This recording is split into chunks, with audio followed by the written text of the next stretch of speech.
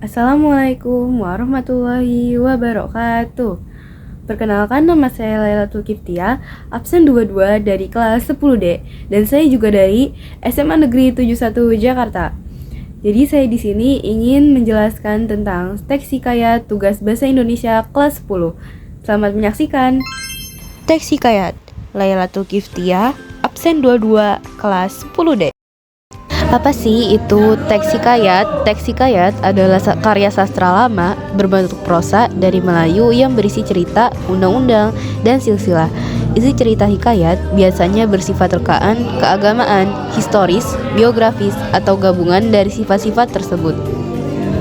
Nah, selanjutnya itu ada tujuan. Jadi, teks hikayat bertujuan sebagai pelipur lara, pembangkit semangat juang, atau sekedar untuk meramaikan pesta. Lalu, ada hikayat yang ditulis dengan jalan cerita dibuat-buat sesuai perintah raja. Tujuannya untuk membuat para musuh merasa takut karena seolah-olah kerajaannya lah yang paling perkasa. Hal ini membuat hikayat pada zaman dulu ditulis untuk menjaga keamanan kerajaannya dari serangan musuh. Berikutnya ada nilai-nilai dalam hikayat. Jadi yang pertama itu ada nilai moral, merupakan nilai yang berkaitan dengan akhlak atau sikap baik dan buruk manusia. Yang kedua, nilai agama, nilai yang berkaitan dengan kepercayaan tokoh akan keberadaan Tuhan. Yang ketiga, nilai sosial, merupakan nilai yang berkaitan dengan relasi antar manusia. Dan yang terakhir, keempat, nilai budaya, merupakan nilai yang berkaitan dengan adat istiadat atau kebiasaan di suatu wilayah tertentu. Struktur dalam teks hikayat.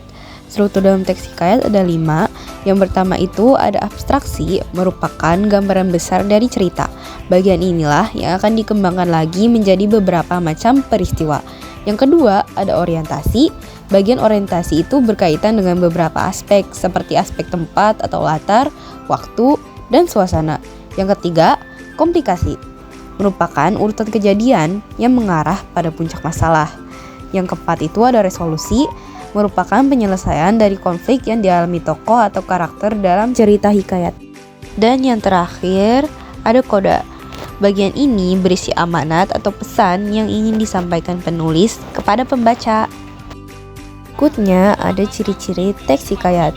Yang pertama itu ada kemustahilan, berarti hal yang tidak logis atau tidak dapat diterima nalar. Yang kedua itu ada anonim, yaitu tidak diketahui secara jelas nama pencerita atau pengarang dari hikayat tersebut. Nah, yang ketiga itu ada kesaktian. Tokoh dalam hikayat seringkali diceritakan memiliki kesaktian tertentu. Nah, yang keempat itu ada istana sentris. Hikayat seringkali bersifat istana sentris, yaitu bertema dan berlatar kerajaan. Yang kelima ada arkais, yaitu menggunakan bahasa yang sudah lampau. Nah, yang keenam statis, penggambaran dan penulisan kisah dalam hikayat tidak memiliki banyak perbedaan dengan hikayat lain atau hikayat dari negara lain. Yang ketujuh itu edukatif. Walaupun bersifat mustahil, hikayat biasanya mengandung amanat baik yang dapat dijadikan pembelajaran bagi para pembacanya. Jenis-jenis hikayat.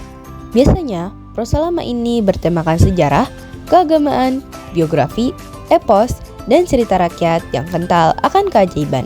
Keragaman cerita ini membuat jenis hikayat terbagi ke dalam 2 aspek, yaitu aspek historis dan aspek isi cerita. Berikutnya ada bentuk-bentuk hikayat. Yang pertama, cerita rakyat. Hikayat ini digambarkan dengan jenaka. Biasanya, hikayat cerita rakyat bercerita tentang asal-usul suatu tempat atau benda. Contohnya yaitu hikayat Rangmanyang. Yang kedua, roman. Hikayat roman berisi tentang kisah cinta dan kisah rumah tangga. Misalnya hikayat Putro Gambah Me. Yang ketiga, epos. Seperti namanya, hikayat epos berkisah tentang kepahlawanan seseorang. Salah satu contoh epos yang terkenal yaitu hikayat Ramayana. Yang keempat, tambeh. Hikayat tambeh bercerita tentang pedoman hidup. Maka dari itu, kisahnya seringkali mengandung amanat yang bisa dipetik pembacanya. Contohnya seperti hikayat Tambek Tujuh Belah. Yang kelima, cara. Cara merupakan bentuk hikayat yang berfokus pada seseorang tokoh terpuji.